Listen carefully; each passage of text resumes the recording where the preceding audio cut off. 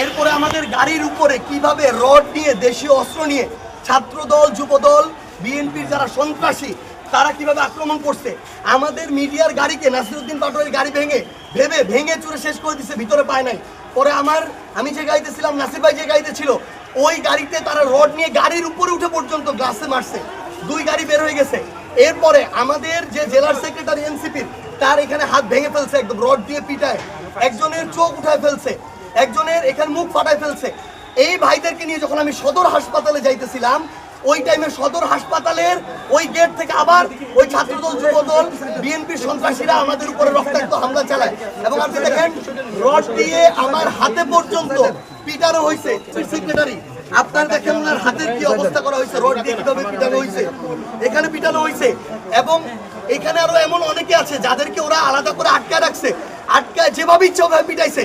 এটা তো মানে আওয়ামী লীগের খুনি বাহিনী করা ছাড়াই যাইতেছে।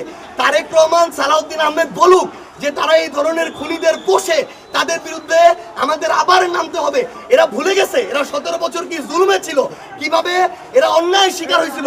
এরা ভুলে গেছে যে এই জুলাইয়ে আমরা কিভাবে কি করছি একসাথে সবাই মিলে।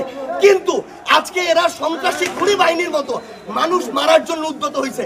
আপনি দেখেন আমার একটার পর একটা আক্রমণ, আমার সাধারণ যারা আমাদের সমর্থক নেতাকর্মী তাদের কাউকে পর্যন্ত তারা হসপিটাল পর্যন্ত যাইতে দিতেছে না। ওনার এই হাত ভেঙে শেষ, ওনাকে হসপিটাল যাইতে দিচ্ছে না। আমরা ওইখানে আমাদের কয়েকজনকে, আরিম কোথায়, আমাদের কয়েকজনকে হসপিটালের সামনে এভাবে মাটিতে ফেলে, ছাত্র দলের যারা ছিল এখানে সন্ত্রাসীরা, ওরা এভাবে মাটিতে ফেলে পিটাইছে।